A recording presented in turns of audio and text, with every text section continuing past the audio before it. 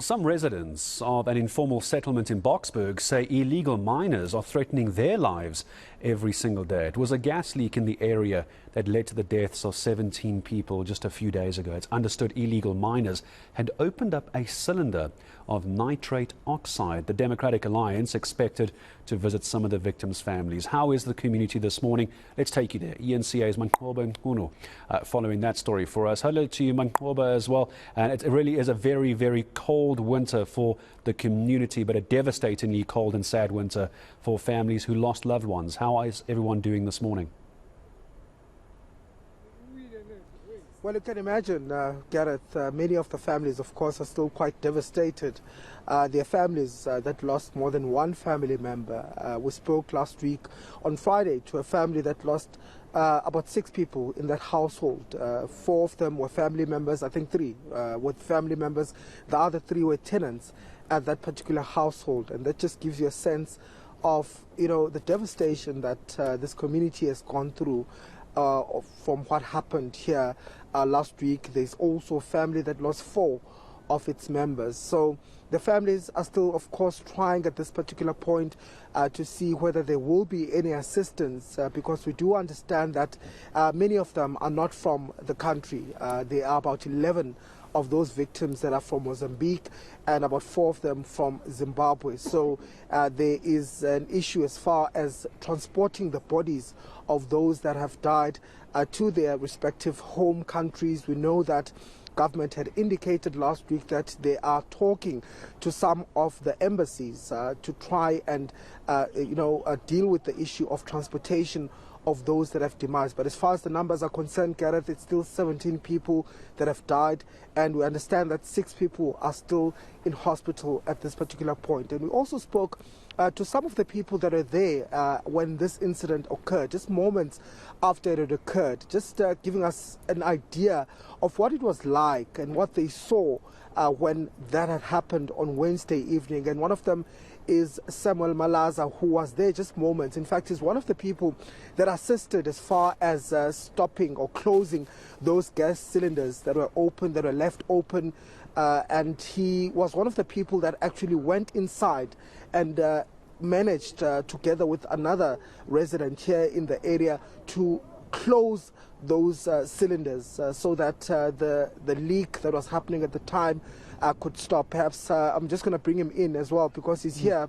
Of course, we're expecting the DA leadership to come here this morning, but Baba Laza, just to take us through, of course, last week you explained, the situation that you found yourself in last week, where you say that you went inside that house and there were just people lying all over. Just take us through those moments, Baba Foot. Thank you very much.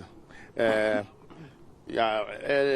day before yesterday, we were with the ambassador, we were here, and then to give the help for the people who were lost, to bury their loved one from their original countries.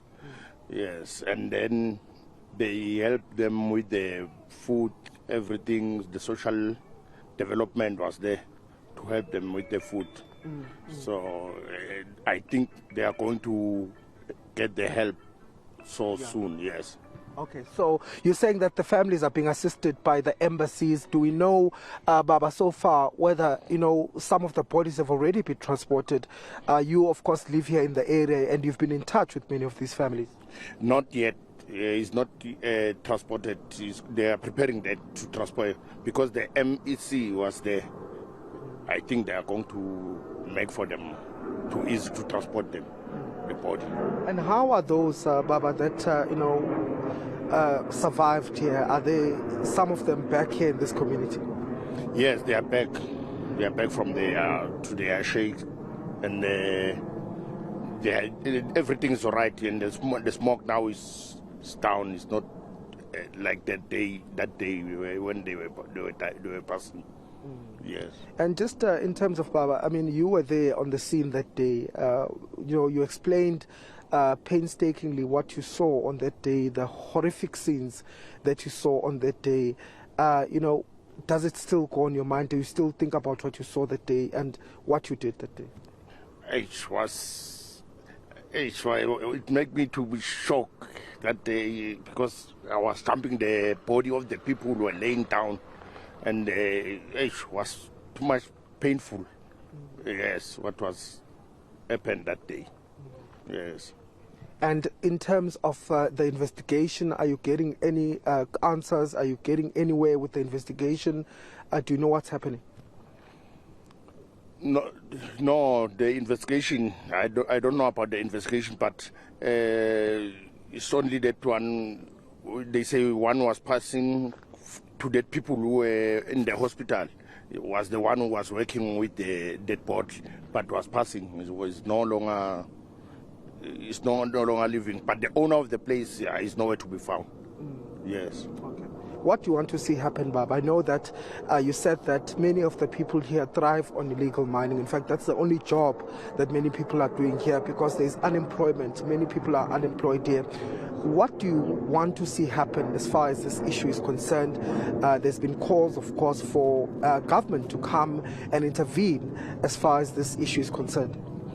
To the government, I can ask the government to give a help for the job, because the problem is that it's not the foreigners who are making the zamazama.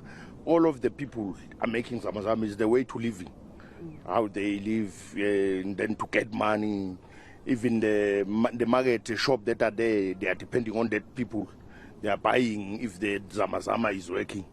Not that I'm promoting the zamazama to continue to work, but the government, if can try to get the job for that people, then it will be easy to stop that zamazama or make the zamazama to be illegal, legal. Then try to protect them if the way to work. Yes, I think it will be better because it's the only way that they get money. But how are people feeling now following this incident? Are people fearful? What is the sense among community members? They are fear. They are fear because to see the people dying like this, it's not nice. Yeah, it's not a good thing what is happening. Okay, thank you very much, Samuel Malaza. He's one of the people, of course, that responded to that scene last week, just telling us that there are assistance, or there is assistance that's coming forth from government, seemingly with the embassies to try and transport some of the bodies back home. But of course, this is a community that is still in shock about what happened here. They didn't expect to see a number of people dying in one incident that occurred here in this community. We're expecting the leader of the DA here in Gauteng, Solim Simanga, alongside some of the shadow MECs for safety, as well as traditional affairs, cooperative affairs and traditional that I will be here this morning, of course, just to meet with the families and also speak to the families of those that have died, as well as the survivors, and see perhaps if they could lend any help to those families, but also just to put pressure as far as the issue of illegal mining is concerned, calling for stricter and stringent measures to be taken to ensure that the issue of illegal mining is dealt with here in the province. Yeah, absolutely. Politics aside, the politicians will be there later, Manqoba, but your guest, one of two people who went in to go and turn off those gas cylinders of nitrous oxide, in my opinion, a hero for what he did on that night, and thank you to him for what he did to save even more lives in the area. We're back to Manqoba Mchunu later in the area in Boksburg, of course. The Democratic Alliance, as we heard, going to be in the area. I'm sure we'll touch base with him later this morning.